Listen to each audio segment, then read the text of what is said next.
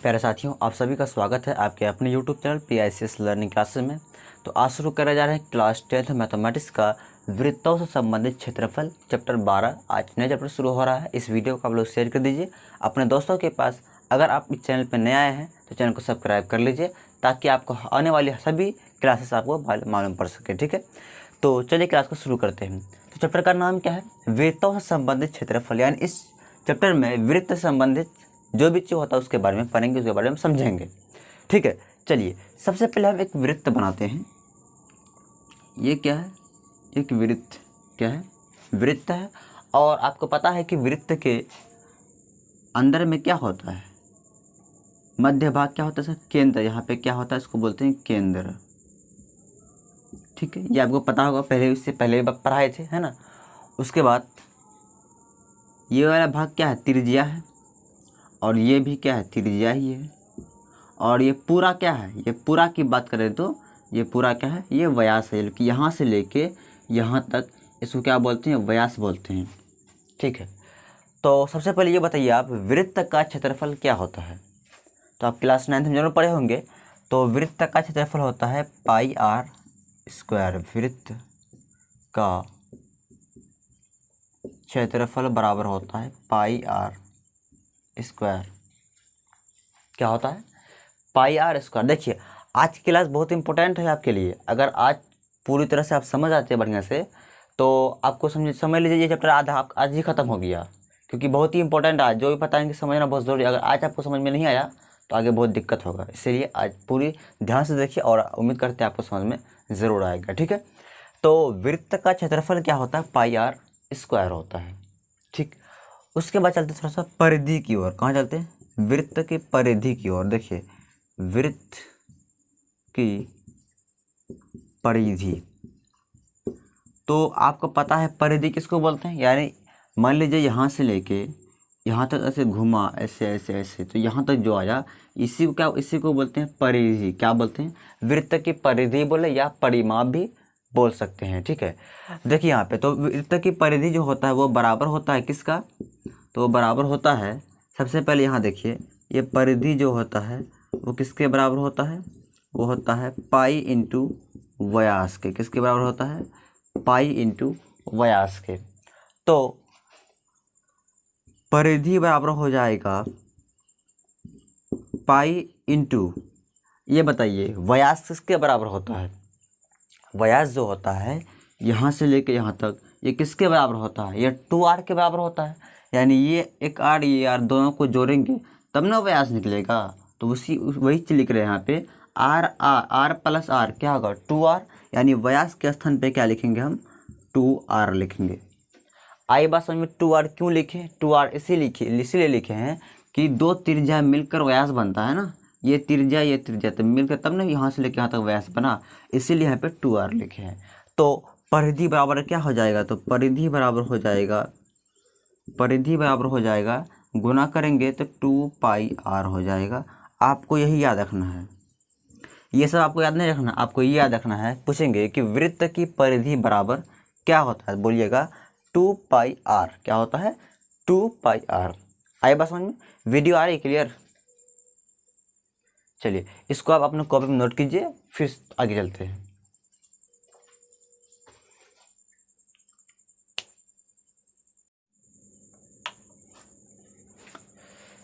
ये कुछ class 9th का फॉर्मूला है, इसको देख लीजिए। अगर क्लास 9th पढ़े हैं कोई बात नहीं, यहाँ समझ लीजिए क्योंकि ये आगे काम आएगा। ठीक है, तो कह रहा है कि समकोण त्रिभुज का क्षेत्रफल बराबर क्या होगा? तो 1/2 आधार इंटू ऊंचाई। समकोण त्रिभुज किसको बोलते हैं? जिसका एंगल कितना होता है? एक 90 होता है। मालूम है ये आपको? चलिए उसके बाद फिर है कि समबाहु त्रिभुज क्षेत्रफल क्या होता है?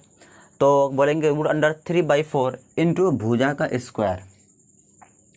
यानी देखिए √3/4 इंटू भुजा का स्क्वायर। तो समबाहु त्रिभुज कहते हैं किसको है? तो समबाहु त्रिभुज क्या होता है? उसका एंगल कितना होता है? 60 यानी 60 होता है। जिसका एंगल 60 होगा वो कौन त्रिभुज होता है?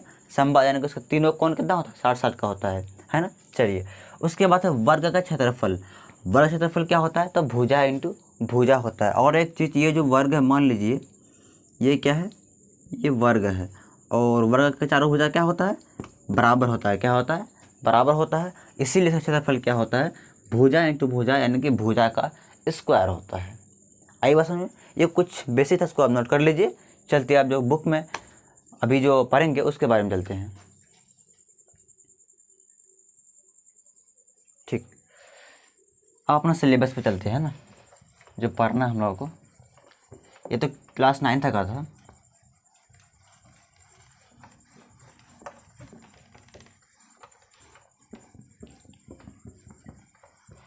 देखिए सबसे पहले देखिए यहाँ पे चाप की लंबाई, चाप की लंबाई क्या होता है इसको समझिए।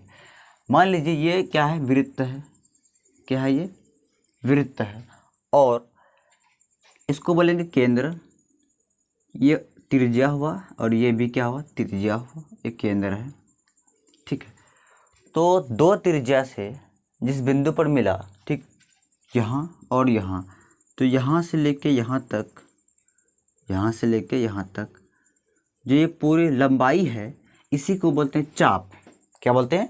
चाप। यानी कि वृत्त केंद्र में जो दो त्रिज्या होती है, वो दो त्रिज्या का जो लंबाई होती है, ये वाला, ये पार्ट, इसके बारे में बोल रहे हैं। ये क्या होती है? ये, इसी को चाप बोलते हैं, यानी चाप की लंबाई बोलते हैं। आई बात समझ में?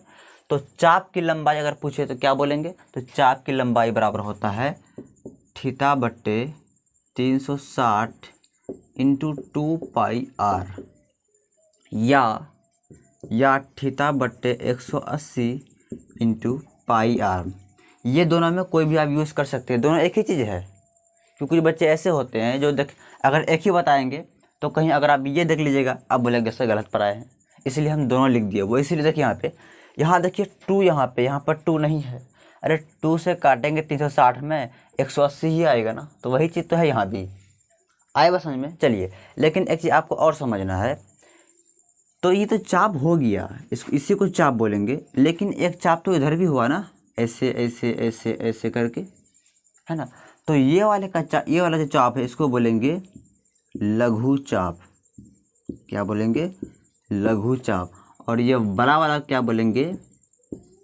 दीर्घ चाप। आई बात समझ में? लघु मतलब छोटा, दीर्घ मतलब बड़ा। तो कोई भी चाप की आपको लंबाई ज्ञात करना बोले तो आपको इसी दोनों में कोई भी फार्मूला यूज़ करना है, आपका गलत नहीं होगा। आई बात समझ में?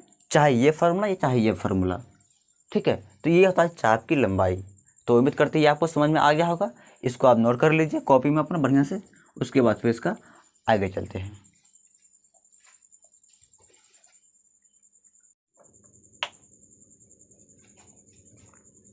देखिए एक टॉपिक है त्रिज्या खंड का क्षेत्रफल। त्रिज्या खंड क्या होता है इसके बारे में समझते हैं। मान लीजिए ये वृत्त है। क्या है? ये वृत्त है और यहाँ केंद्र होता है, और ये मान लीजिए त्रिज्या है, ये भी क्या है? त्रिज्या है। तो ये वाला जो भाग हुआ, इसी को बोलते हैं त्रिज्या खंड। क्या बोलते हैं? ये वाला भाग और ये वाला भाग, ये सब क्या है? ये सब वृत्त का त्रिज्या खंड है। मतलब एक त्रिज्या का एक भाग हुआ। देखिए ये दोनों त्रिज्या है, इसका भाग एक ये हुआ और ये एक भाग ये यहाँ से लेके यहाँ तक हुआ, 2 भाग हुआ त्रिज्या का। तो ये वाला जो भाग है इसको बोलेंगे लघु त्रिज्या खंड। क्या बोलेंगे? लघु त्रिज्या खंड। आई बात समझ में? और ये वाला जो भाग है इसको बोलेंगे दीर्घ त्रिज्या खंड। दीर्घ त्रिज्या खंड। आई बात समझ में? वीडियो आ रही क्लियर?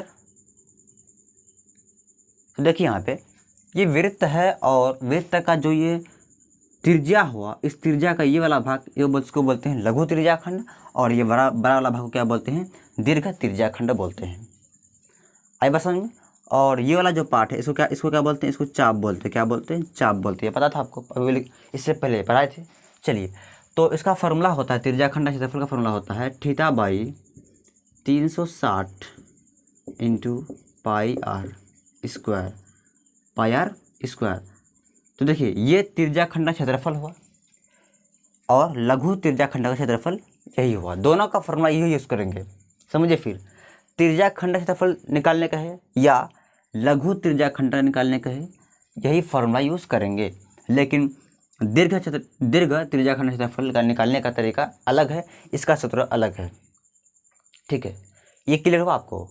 यानी कि अगर आप क्वेश्चन में कहे कि त्रिज्या खंड का क्षेत्रफल ज्ञात करें तो आपको यही फॉर्मूला यूज़ करना है, और ये कहे कि लघु त्रिज्या खंड का क्षेत्रफल ज्ञात करें तो भी यही फॉर्मूला यूज़ करना है।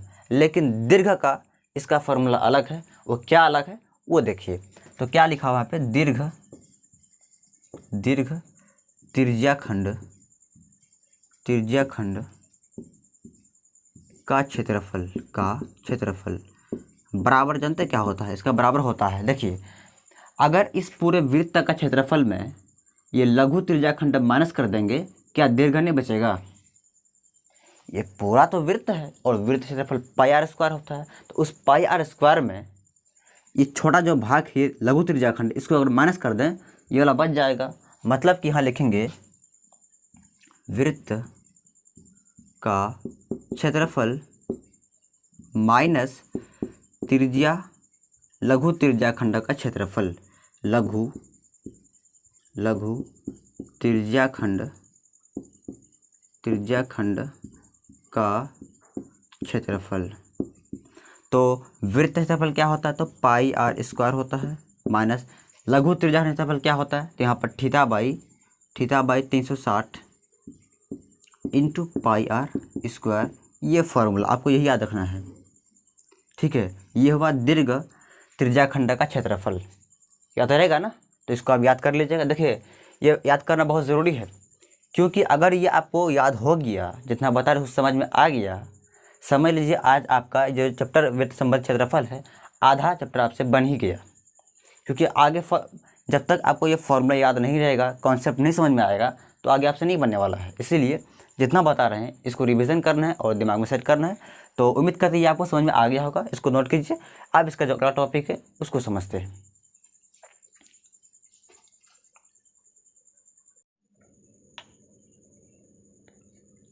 देखिए अगला टॉपिक है वृत्त खंड का क्षेत्रफल। देखिए वृत्त खंड क्या होता है इसको समझते हैं। ये वृत्त है, ठीक, और इसको क्या बोलते हैं? इसको बोलते हैं जीवा। क्या बोलते हैं? जीवा ही बोलते हैं ना। तो जीवा का ये जो भाग हुआ ये हुआ वृत्त खंड, और ये वाला जो भाग है ये भी क्या है? वृत्त खंड। यहाँ मान लीजिए केंद्र है, क्या है? और ये क्या है? ये त्रिज्या है। क्या है? ये त्रिज्या है, और ये भी क्या है? त्रिज्या है ना। तो ये वाला जो भाग हुआ ये भी क्या है? वृत्त खंड हुआ। और ये जीवा का इधर जो भाग है ये भी क्या? ये भी वृत्त खंड ही हुआ। क्या हुआ?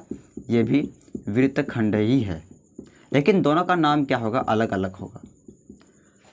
समझ में आया वृत्त खंड क्या होता है? मतलब वृत्त का एक छोटा भाग, तो वृत्त का टुकड़ा कह सकते हैं।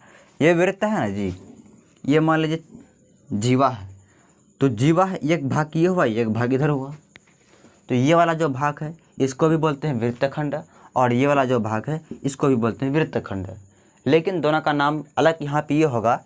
ये वाला भाग को बोलेंगे लघु वृत्त खंड, और ये वाला भाग को बोलेंगे दीर्घ वृत्त खंड।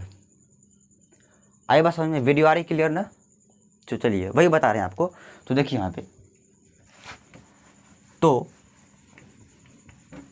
इसको क्या बोलेंगे? ये वाला छोटा वाला भाग इसको बोलेंगे लघु वृत्त खंड, लघु वृत्त खंड। और ये बड़ा वाला जो भाग है इसको बोलेंगे दीर्घ वृत्त खंड, ठीक। एक हुआ लघु वृत्त खंड, दूसरा हुआ दीर्घ वृत्त खंड। तो दोनों का क्षेत्रफल अलग अलग होगा। देख क्या अलग होगा? देखिए यहाँ पे, तो पहला देखिए यहाँ पर क्या है? लघु वृत्त खंड, लघु वृत्त खंड बराबर होगा। देखिए ये क्या है? ये वाला पार्ट यहाँ से लेके ये पूरा यहाँ तक, ये पूरा क्या है? तो त्रिज्या खंड है। अभी पढ़े थे ना कि कोई वृत्त है, ये केंद्र है, ये यहाँ से लेके यहाँ तक, ये पूरा भाग क्या है? त्रिज्या खंड है। ये भी त्रिज्या खंड इधर भी है, लेकिन ये लघु त्रिज्या खंड, ये दीर्घ है। इसको लघु बोलेंगे ना, ये त्रिज्या खंड ही हुआ। तो वही चीज़ यहाँ पे लिख रहे हैं कि ये त्रिभुज से जो बना है ऐसे करके, ये त्रिभुज यहीं तक है, लेकिन ये त्रिज्या यहाँ तक है, ये भी यहाँ तक है। तो यहाँ से लेके ये पूरी भाग को क्या बोलेंगे? त्रिज्या खंड बोलेंगे। एक त्रिज्या का भाग हुआ एक। तो त्रिज्या खंड में अगर हम इस त्रिज्याखंड में इस त्रिभुज को माइनस कर दे, क्या ये वाला पार्ट नहीं बचेगा। त्रिज्याखंड यहाँ से लेके यहाँ तक है ना, तो इस यहाँ से इस पूरे में त्रिभुज का क्षेत्रफल माइनस कर दें, त्रिभुज का क्षेत्रफल अगर घटाएंगे तो ये वाला बच जाएगा, लघु वृत्तखंड बच जाएगा। मतलब देखिए यहाँ पे, तो यहाँ लिखेंगे बराबर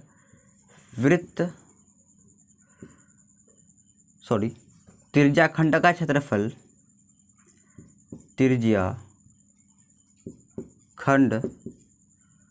का, इसको नीचे लिखते हैं थोड़ा सा, अभी दिक्कत होगा, या चलिए यहाँ पे लिखते हैं त्रिज्याखंड का क्षेत्रफल माइनस वृत्त का क्षेत्रफल, सॉरी त्रिभुज, वृत्त बोलते हैं, त्रिभुज है ना, त्रिभुज का क्षेत्रफल, त्रिभुज का क्षेत्रफल। आई बात समझ में। यानी कि यहाँ से लेके यहाँ तक ऐसे घूमेंगे यहाँ तक, ये पूरी भाग है त्रिज्याखंड, और इस पूरी त्रिज्याखंड में ये त्रिभुज को घटाएंगे तो ये वाला पार्ट बच जाएगा। तो वही लिखे हैं त्रिज्याखंड का क्षेत्रफल माइनस त्रिभुज का क्षेत्रफल। अब त्रिभुज कौन सा, समकोण कि नहीं समबाहु, तो वो एंगल पर डिपेंड करेगा कि क्वेश्चन में क्या दिया रहता है। अगर क्वेश्चन में एंगल 60 रहेगा, 60 रहेगा, तो यहाँ पर कौन त्रिभुज आएगा, समबाहु त्रिभुज आएगा। या अगर एंगल यहाँ पर 90 रहेगा तो यहाँ कौन त्रिभुज आएगा, यहाँ आएगा समकोण त्रिभुज का क्षेत्रफल। क्लियर। यानी कि त्रिज्याखंड का क्षेत्रफल माइनस त्रिभुज का क्षेत्रफल। तो त्रिभुज में जो भी त्रिभुज रहेगा उसको लिखेंगे। ठीक है, मान लीजिए यहाँ पे इसका एंगल कितना दिया गया, 60, एंगल कितना दिया गया है 60, तो यहाँ पे ये लिखेंगे, बताइए त्रिज्याखंड क्षेत्रफल क्या होता है, तो θ/360 इंटू पाई आर स्क्वायर होता है ना। यहाँ बीच में देंगे माइनस, माइनस है। त्रिभुज का क्षेत्रफल, कौन सा त्रिभुज है, 60 वाला, किस एंगल का 60, उसको क्या बोलते हैं, समबाहु त्रिभुज। तो समबाहु त्रिभुज का फॉर्मूला क्या होता है, तो √3/4 इंटू भुजा स्क्वायर, ये वाला फॉर्मूला यूज़ करेंगे। लेकिन अगर यहाँ पे 90 रहेगा तो यहाँ क्या लिखेंगे 1, अगर मान लीजिए 90 रहा, क्या रहा, अगर थीटा बराबर अगर 90 होगा तो फॉर्मूला फिर क्या होगा, तो त्रिज्याखंड का क्षेत्रफल मतलब θ/360 into pi are square minus समकोण त्रिभुज का क्षेत्रफल। तो समकोण का फॉर्मूला क्या होता है, तो 1/2 इंटू आधार इंटू ऊंचाई। तो पहले आप लोगों को अभी समकोण और समबाहु क्यों पढ़ाए थे मालूम पड़ गया, इसीलिए पढ़ाए थे ताकि आपको दिक्कत आगे ना हो। तो हमको पता है कि अगर नहीं बताएंगे आगे आपको दिक्कत होगा, इसलिए पहले बता दिए थे। तो ये समझ में आ गया कैसे हुआ। तो ये वाला फॉर्मूला यूज़ करेंगे। तो अगर एंगल 60 रहेगा तो ये वाला, 90 रहेगा तो ये वाला। ठीक। लेकिन अगर आप चाहते हैं सर ये सब झमेला हम नहीं पढ़ेंगे, कोई और फार्मूला बताइए, तो इसका एक फार्मूला और भी है। तो चलिए बताते हैं इसको। चलिए यहाँ पे लिखते हैं, वो ये फार्मूला है r² into pi θ/360 minus 1/2 sine theta. ये किसका फार्मूला है, ये है लघु वृत्तखंड का क्षेत्रफल का फार्मूला है, ये वाला फार्मूला। अगर आप चाहते हैं सर ये सब झमेला हम नहीं पढ़ेंगे तो डायरेक्ट आप ये फार्मूला यूज़ कीजिए, कोई दिक्कत आपको नहीं होगा। क्लियर। तो आप चाहे ये वाला फार्मूला यूज़ कर ले, चाहे ये वाला, दोनों में कोई कीजिएगा, आपको आंसर सही कोई गलत नहीं कर सकता, गलत कभी भी नहीं हो सकता है। ठीक है, तो उम्मीद करते हैं ये आपको समझ में आ गया होगा। लघु वाला समझ गए। अब चलते हैं दीर्घ वृत्तखंड में। किसको क्या समझेंगे दीर्घ वृत्तखंड का क्षेत्रफल क्या होगा उसको समझते हैं। तो ये क्लियर हो गया। आप चाहे ये वाला फार्मूला भी यूज़ कर सकते हैं, चाहे ये वाला भी कर सकते हैं, दोनों में कोई भी कर लीजिएगा। ठीक है, चलिए आगे अब चलते हैं दीर्घ वृत्तखंड का क्षेत्रफल में।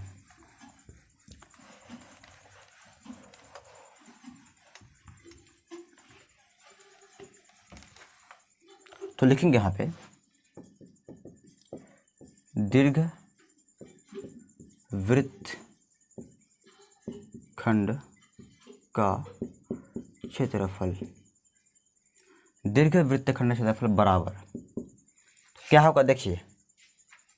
तो दीर्घ वृत्त कहाँ से हुआ, दीर्घ वृत्त का वृत्तखंड कहाँ से हुआ, तो ये जीवा जो है इसका पूरा वाला भाग मतलब इससे ऊपर जितना भी ये भाग है ये क्या होगा, दीर्घवृत्तखंड होगा। अरे ये जीवा से नीचे क्या था, लघु वृत्तखंड। ये जीवा से, यही जीवा है ना, इससे इसका ऊपर वाला जो भाग क्या होगा, वो होगा दीर्घवृत्तखंड, यही ना। तो समझिए यहाँ पे अगर हम ये पूरा वृत्त में, इस पूरे वृत्त में लघु वाले को माइनस कर देते हैं तो दीर्घ वाला बन जाएगा। तो वही करेंगे, यहाँ पे लिखेंगे वृत्त का क्षेत्रफल माइनस लघु वृत्तखंड का क्षेत्रफल, लघु वृत्तखंड का क्षेत्रफल। दिखाई पड़ रहा है क्लियर आप लोग को, कोई दिक्कत नहीं है ना। चलिए कम करते इसको नीचे ही लिखते हैं, आप लोगों को कोई भी दिक्कत ना हो। देखिए दीर्घ वृत्तखंड क्षेत्रफल बराबर होता है वृत्त का क्षेत्रफल माइनस लघु वृत्तखंड का क्षेत्रफल। मतलब कि इस पूरे वृत्त में ये लघु माइनस कर देंगे तो दीर्घ बच जाएगा। ये पूरा वृत्त है ना, तो इस वृत्त में इससे नीचे वाला भाग लघु है, लघु को घटाएंगे तो ये वाला पार्ट बच जाएगा। ये वाला भाग कौन सा पार्ट है, तो दीर्घ वृत्तखंड का पार्ट है ना। चलिए वही काम करेंगे। तो बताइए वृत्त का क्षेत्रफल क्या होता है, तो पाई आर स्क्वायर होता है, बीच में माइनस से माइनस देंगे। तो लघु वृत्तखंड का क्षेत्रफल क्या होता है, चाहे ये वाला लगा दीजिए या इससे पहले जो बताए थे उसको भी कर सकते हैं। चलिए मान लीजिए यही लगा करते थे, यहाँ पे लिखेंगे आर स्क्वायर ब्रैकेट में क्या है पाई थीटा, पाई 360 माइनस 1/2 साइन थीटा, ब्रैकेट बंद कर देंगे। ये हुआ आपका दीर्घ वृत्तखंड का क्षेत्रफल, ये वाला। ठीक है, तो उम्मीद करती है आपको आज की क्लास का समझ में आ गया होगा। इस वीडियो को अपने दोस्तों के पास शेयर कीजिएगा ताकि वो भी इसका लाभ उठा सके। और कोई भी दिक्कत, कोई भी परेशानी हो तो कमेंट बॉक्स में कमेंट कर दीजिएगा। और डिस्क्रिप्शन में आपको टेलीग्राम और व्हाट्सएप ग्रुप का लिंक मिल जाएगा, वहाँ भी आप जुड़ जाइएगा। कोई भी दिक्कत, कोई परेशानी हो तो आप पर्सनली आपको मैसेज कर सकते हैं। तो आज की क्लास यहीं तक रखते हैं। इस वीडियो को शेयर आप लोग ज़रूर कीजिएगा। तो बाय।